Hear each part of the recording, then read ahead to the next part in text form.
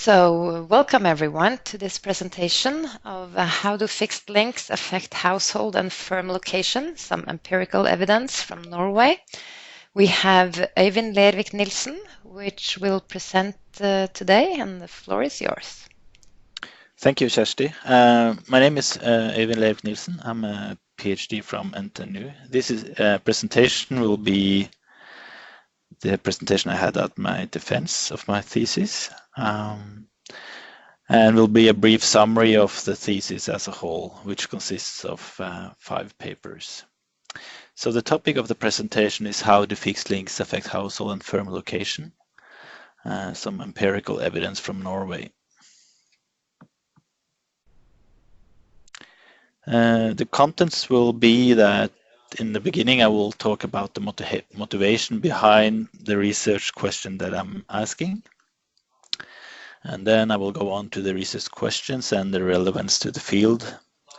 And then I will discuss the overall research strategy of the thesis. And then I will go more in depth on the key results from this investigation and also some of the empirical foundation that has been used for doing the thesis. The policy implications of the findings, along with their limitations and suggestions for further research, will also be discussed. And in the end, of course, there will be possible to ask some questions.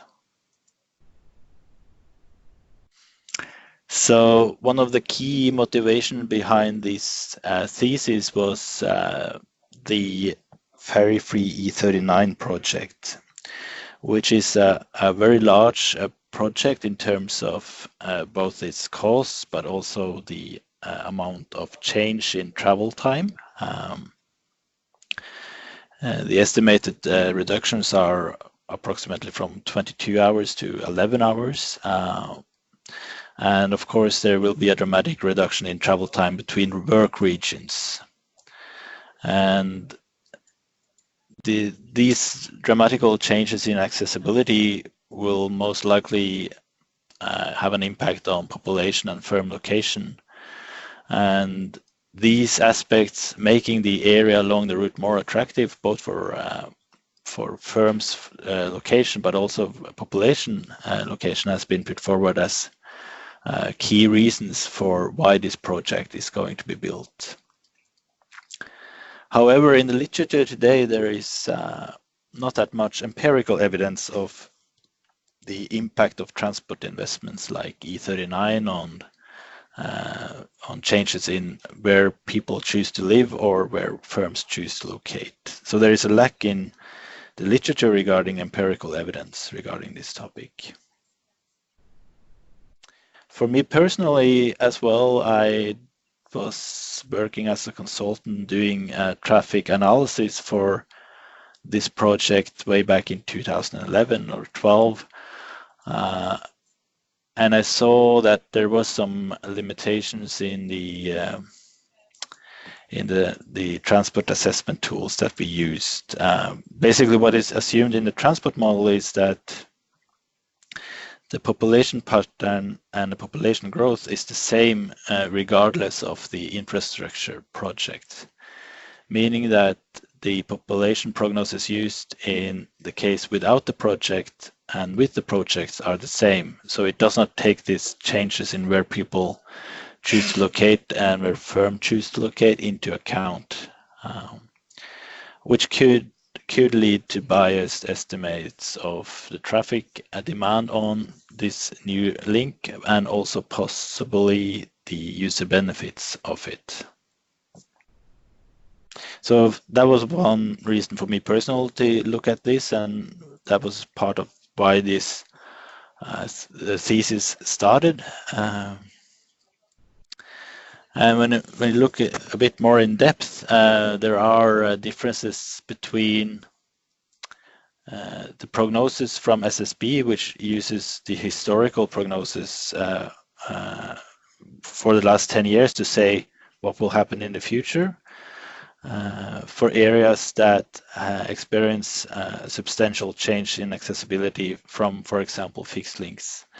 So for Rennfast, for instance, which is outside Stavanger, there was a difference between the actual population on the island and the forecasted population from SSB by 70%, and there was also similar trends in other areas that had been connected to fixed link projects. And also there are some issues with these kind of things in the transport models, and there could be many reasons why the transport models struggle a bit with estimating the traffic volumes on these fixed links after they are built. But there are some errors here. It's in the opening year, it seems to vary between 20 and 25%, and it seems to increase a bit the years after the opening. That could partly be due to the inaccuracies in the population prognosis, but it could also be other aspects such as tolls, which some of these fixed links projects have high tolls on it. But it illustrates that there are some issues regarding estimating the traffic demand on fixed link projects, and that was also a reason for looking more into this in the thesis. So summing up, the assessment tools that we have today do not take changes in transport, changes in population and employment pattern from transport investments into account. That could lead to biased traffic demand and user benefit calculations. So in that sense, it's essential to get more knowledge of how big this effect is and what kind of factors that trigger this kind of change. So when starting this investigation, we started to look at the western coast of Norway,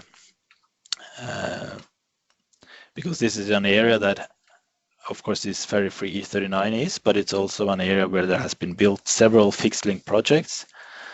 And it's an area that mostly are low density, meaning that it has small cities, at least in the international scale. It has a few large ones, Bergen and Stavanger, but mostly it's low density. It's a lot of activity within the fishing and maritime and oil sector, so that's the main industrial sectors. And it also have many of these ferry connections, which are going to maybe be changed into fixed links in the future.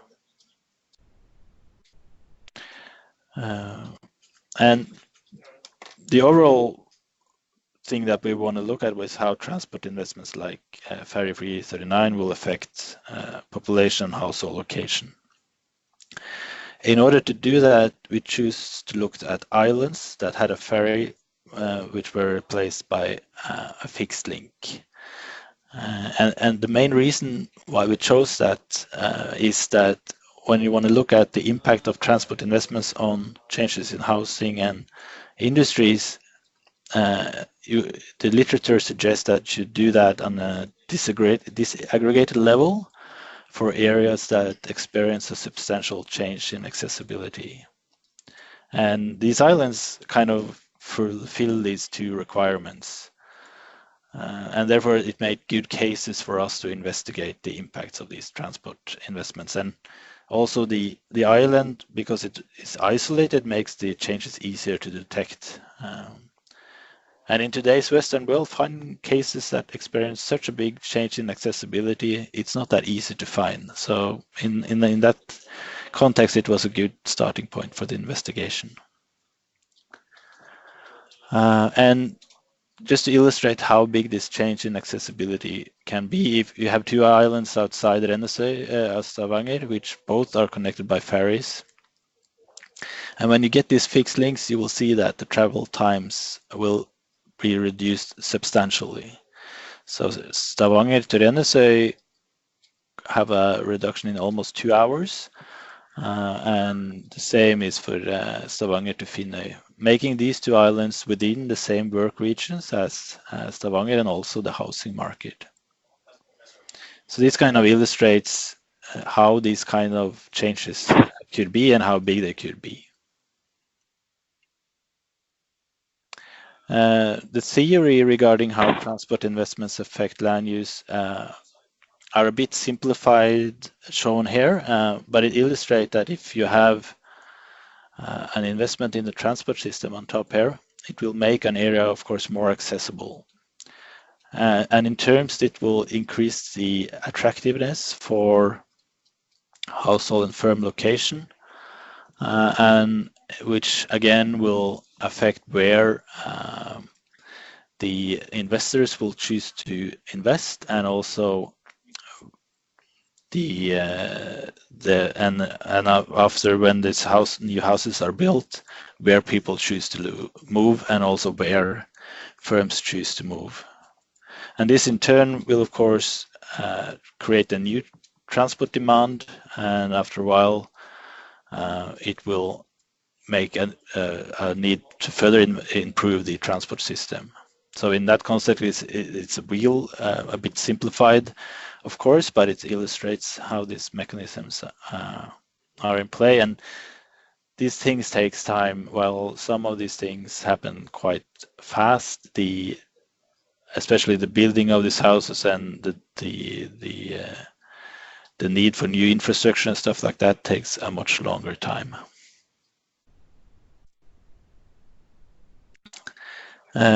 And another theories that kind of explain the mechanisms which are in play are agglomeration theories, which basically look at the benefit of being close to each other and uses that as a factor to explain why we tend to move closer to each other, and also why cities do exist.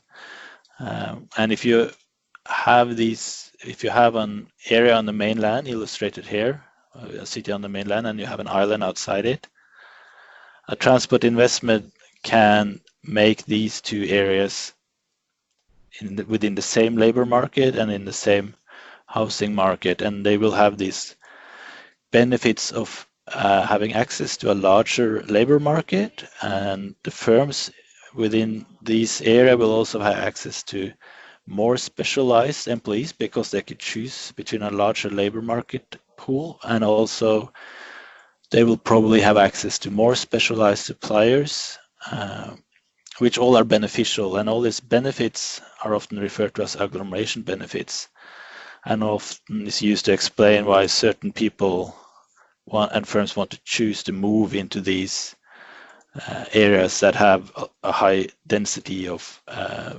people, workers, and also companies.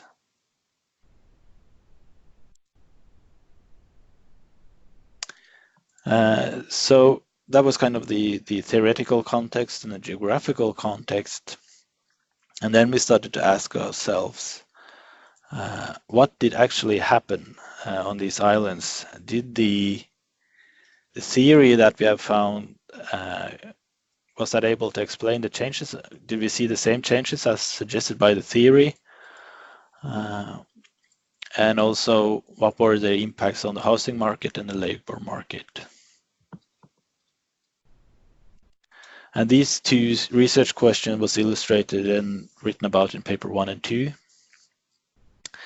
And then in paper 3 and 4, we went a bit further to look at the mechanisms that were triggering these kind of changes. So we want to look at if there were benefits regarding productivity for these firms of being closer to each other, and also if it makes the areas more attractive for residential location. And these two aspects were highlighted in papers 3 and 5. And in the last paper, we looked at how firms actually chose to move when they did move. Did they choose areas that have a higher accessibility, were closer to other workers and companies?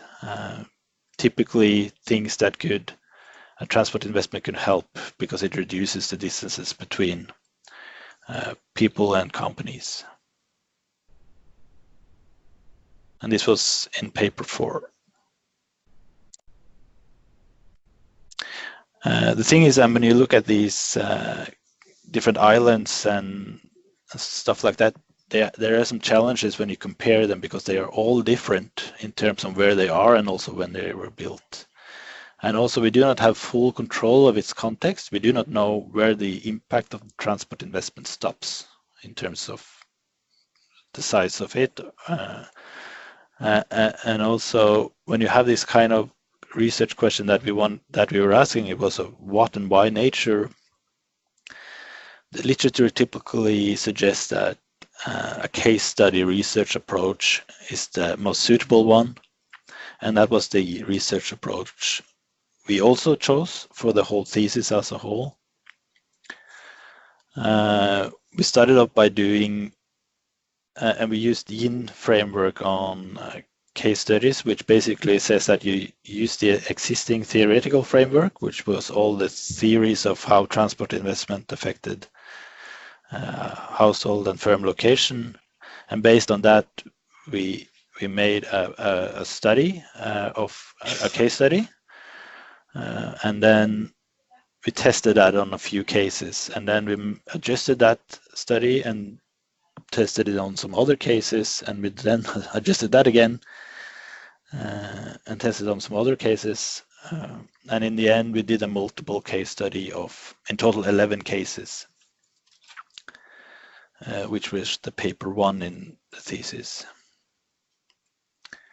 So that was the first part, that was the case studies. And then we wanted to study what was the mechanism that triggered the changes. If you found changes in a number of people on the island and housing prices, for instance, what was the factors that influenced this housing prices?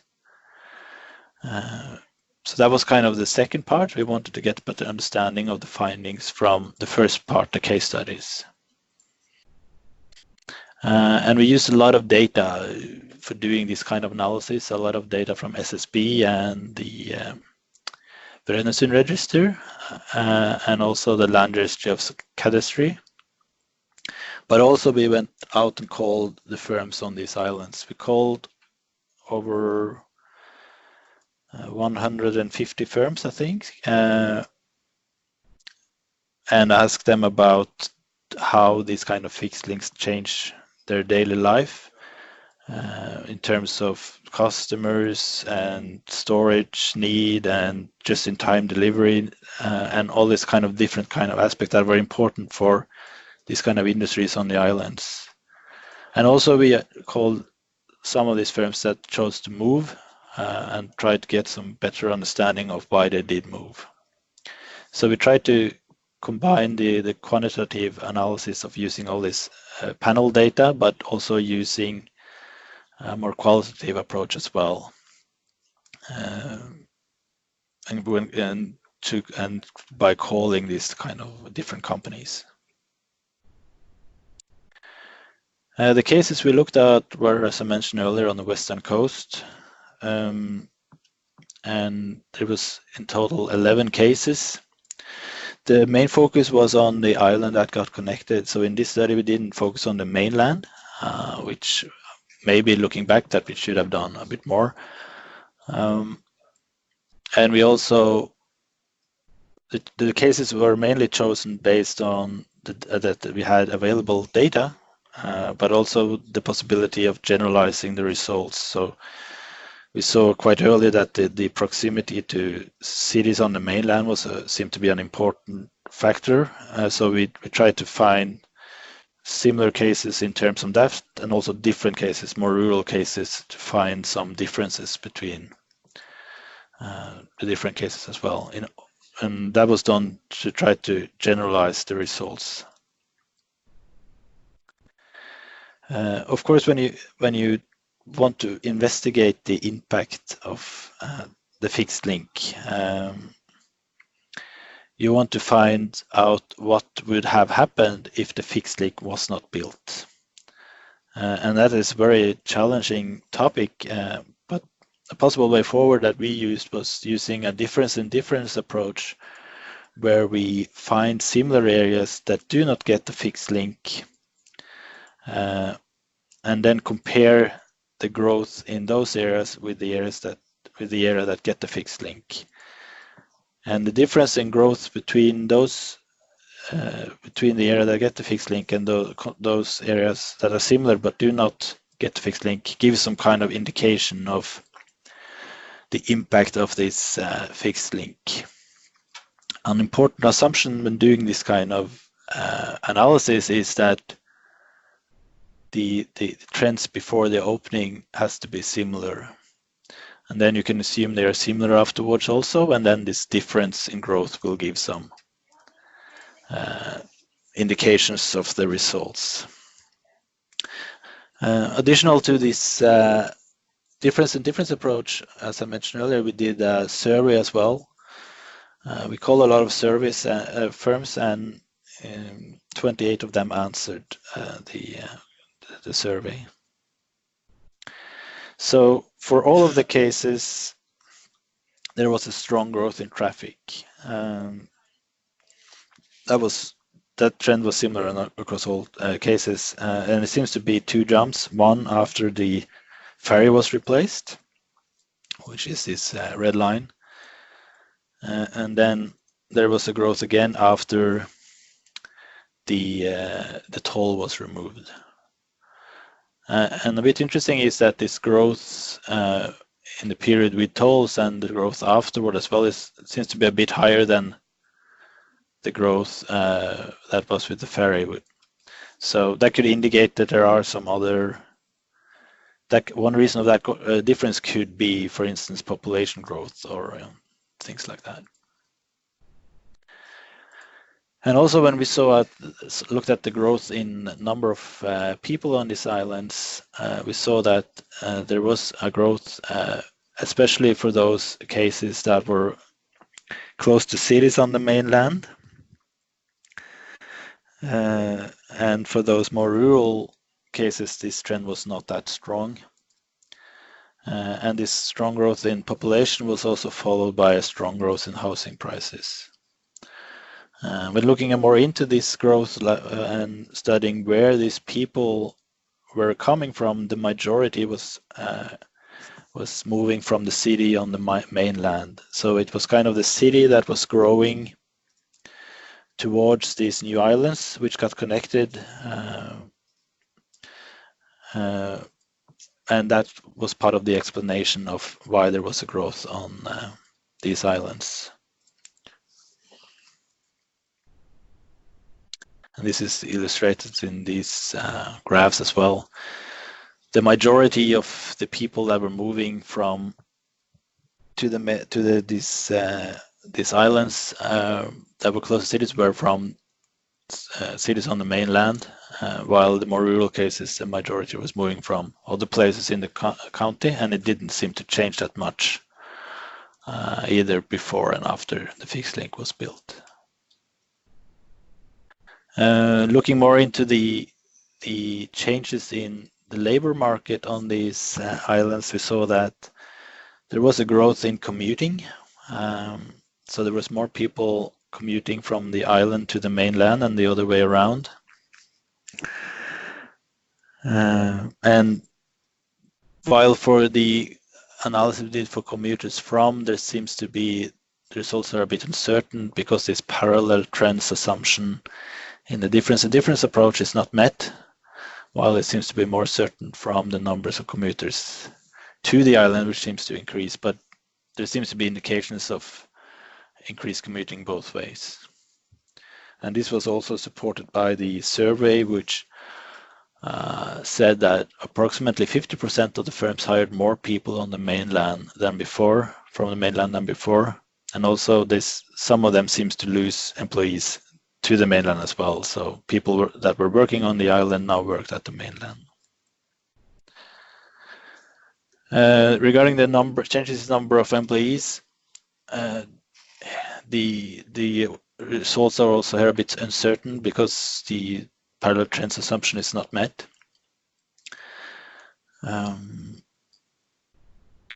And regarding the number of firms on the island, there seems to be indications of a growth in number of firms for the 3 islands that got connected.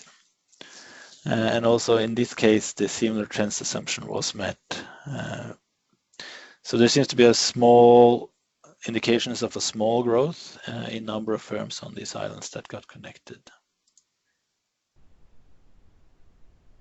And then we went further to look at that was the case studies, and then we looked a bit further into the triggers behind these changes. So in paper 3, we wanted to investigate the relationship between firm productivity and employment density. The motivation behind this study was that when you build a fixed link, you increase the overall employment density, which could have a positive effect on firm productivity and therefore give some indication of why there was a growth on some of these islands. We used firm data to estimate the firm productivity. And the firm data we used was from the Brønnøysund register. And to estimate this employment density measure, we used the number of employees in one zone and then added the number of employees in the zones next to it, but we divided by the general travel cost of traveling between these zones. So areas that were close had a higher value than those further away. And a transport investment will typically reduce this general cost of travel between these two zones. And what we saw was there was a small positive relationship between the firm productivity and employment density. And some of the sectors, but it differed between sectors. Some of the sectors seems to benefit more than others. For instance, sectors that were very dependent on customers, like the transport sector or the restaurants or hotels, seems to benefit a lot of being in areas with high employment density. And the same with the business services. They were maybe dependent on being close to highly skilled laborers because they have more specialized services. So that could be a reason why they benefited more in being in high employment density areas. For some of the other sectors, there was not that big impact, suggesting that they could be dependent on other things than employment density in their production, such as natural resources, for instance. And also there could be not that dependent on highly skilled labor, which are often found in these employment density areas. These two sectors are not significant, so I would not put that much into these ones. In the fourth paper, we wanted to look at when a firm decides to move, what kind of factors was important. And when doing this kind of exercise, we had looked at the firms that changed postcodes in the Brønnøysund register and added different kind of internal characteristics like size and age and other internal characteristics for each firm, and then also external characteristics such as the number of the employment density or the population density, the housing prices, etc., etc. And then we put this into discrete choice model framework to estimate the probability of moving and which factor was important in this relocation. When looking at the data, we saw that, first of all, firms move seldom. Approximately 2% moved each year. And when they do they move short distances. So the majority, which indicates that the majority of the firms seems to like to be in the same area as they originally were, and also to probably benefit from the existing customer base, and of course keeping their employees and stuff like that. And young firms seems to be more likely to move than old firms. And firms that experience a growth of employees are more likely to relocate than those who do not. And that's one of the key drivers of firm relocation is changes in number of employees. There are differences between the sectors. Firms within the private sector seems to be most mobile. And when they do move, the business and public sector seems to be most likely to move the longest distances. And when they also move, they seem to be drawn towards areas that have high employment and population density, such as cities or urban areas. In the last paper, we looked more at the relocation of households and the attractiveness for different areas in terms of that. We used housing prices as an indicator of this attractiveness. And assuming that at least in the long run, the areas that have high housing prices also will experience a population growth. We had several housing sales for 2 counties on. We had all housing sales in open market for 2 counties on the western coast. That was Rogaland and Møre og Romsdal. And we put this into a regression model framework in order to estimate different factors that were important in the explaining the housing prices. So what we saw was that, of course, the internal characteristics do matter in explaining the selling price of the house, but the distance to urban areas and especially the regional center seems to be of key importance. So transport investments that typically reduce the general travel cost to an urban area will likely trigger a housing price growth in those areas close to it. When looking back at this investigation, of course, you see there are several limitations, and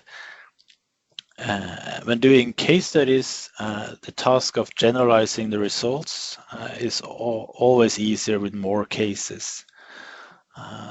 So adding more cases to the investigation will be, of course, beneficial.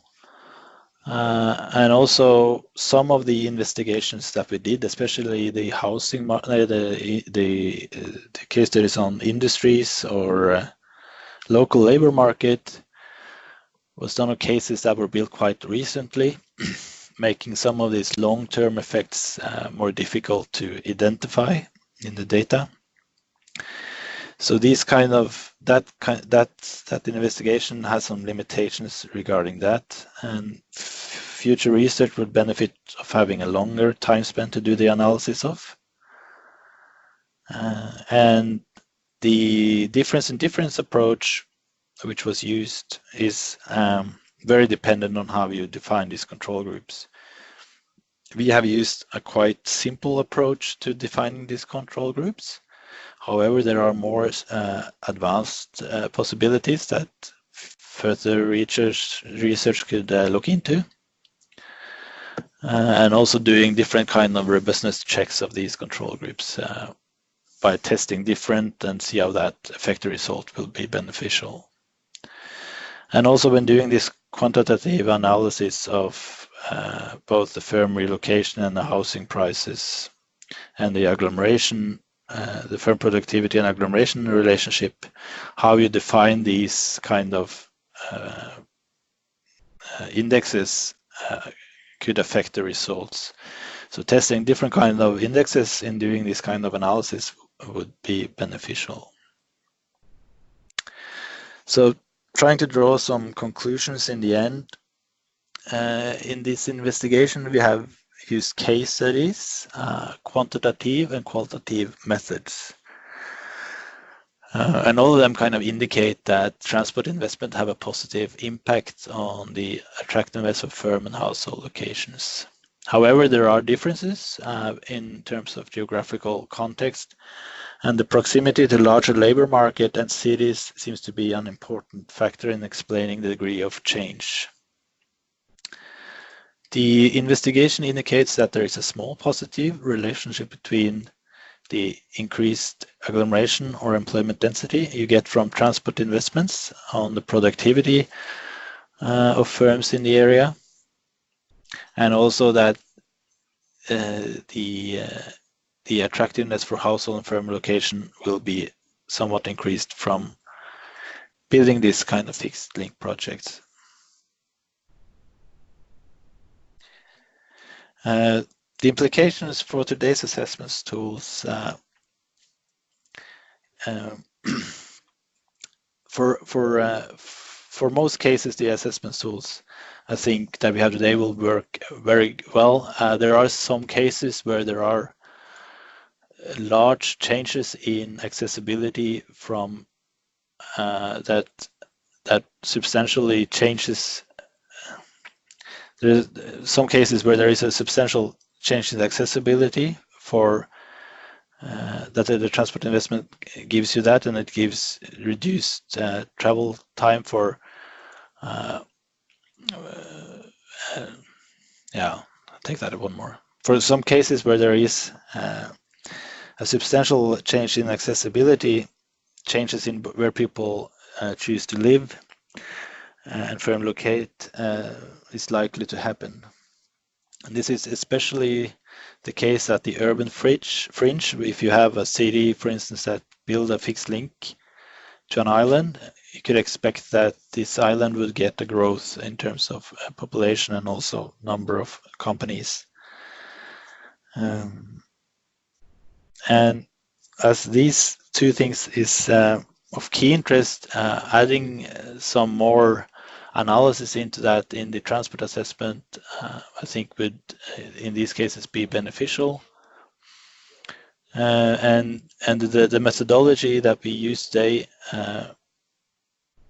do not take these issues of urban sprawl into account, because what we assume in today's approach is that the size of a city is the same today and 40 years in the future, but the number of people living within this city is changing. So this growth in size of the city in terms of geographical proximity is not included. So issues like urban sprawl is not included in the assessment tools that we have today, and this could have an impact on the increased, for instance, the observed trend that we see that people are traveling longer distances. It would make it more difficult to capture those effects. So if you want to capture those effects, then today's assessment tools do not take those into account.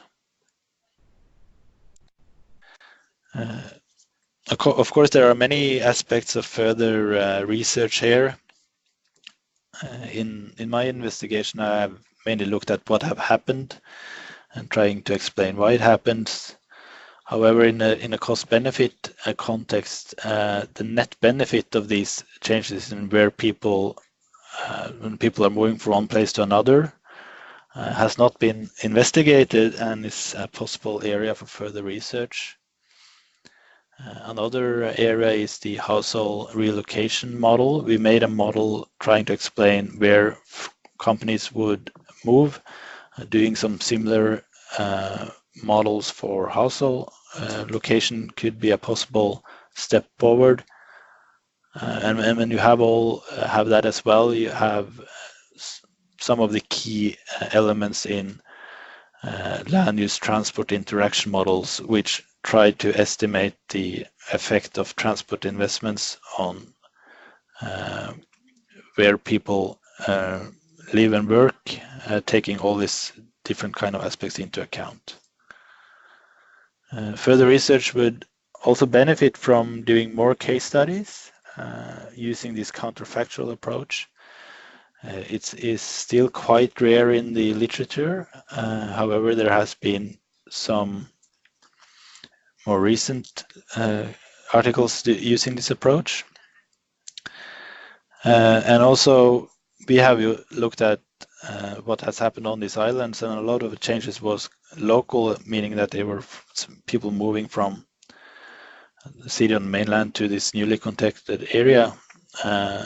But if the growth at the regional level was, if there was growth also at the regional level, has not been investigated. So summing up, the thesis add to the existing literature by adding to the scarce number of ex post analyses of fixed link projects. And it adds to the research of how transport investment can affect firm productivity and also firm location choice. And then in the end, it adds to the research on how transport investment can affect the attractiveness for household location. And given the geographical context of the investigation, I would say that it adds a rural aspect to all of these questions, which is kind of missing a bit in today's literature.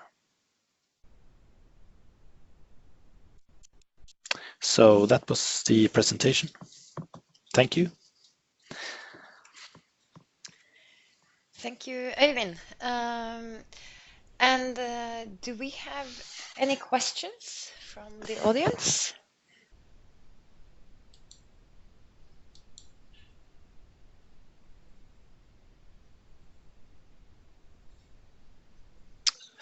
Maybe I can ask one question.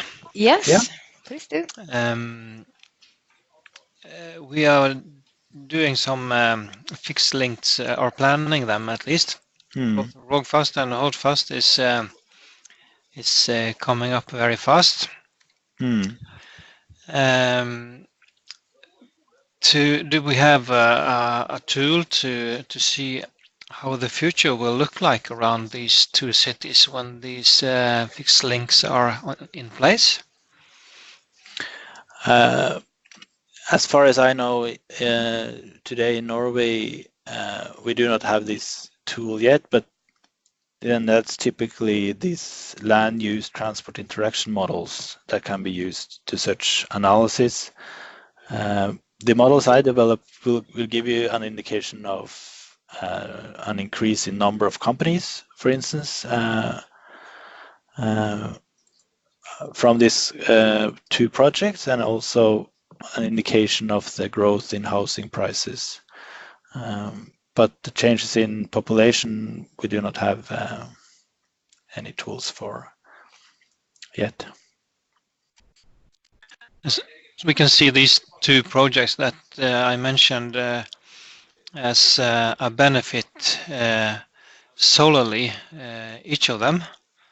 But will the sum effect of those be more than doubled? Are you thinking about the effect on where people choose to live and companies choose to live, or are you thinking about the productivity of the companies, or the benefits, user benefits? Well, it's interesting with both, but I think it's important maybe to see where people choose to live. I think that when you build both of these two kind of major projects, you will make the, I don't have the travel times in my head, but is it 2 hours with car from Bergen to Stavanger with these two projects? Yes, today we have 4.5 hours, and it will be reduced to 2 hours when the projects are opened. And we assume about 15 years with the toll on the roads. Yeah. From this investigation, I would think that the results indicate that these two projects will make the areas along the route more attractive for both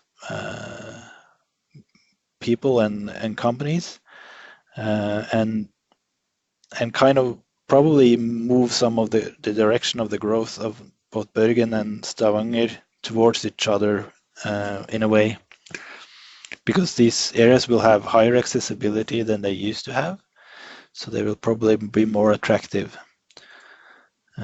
So I guess that you could expect a growth in both population and a number of companies. The degree of growth, then you have to use these kind of models to get a more accurate number. But I think you could expect a growth at least. Yeah, thank you. Just one more comment to that is that we also have Haugesund in between Stavanger and Bergen. So I think, yeah, you might see a change in the population and a growth. Yeah.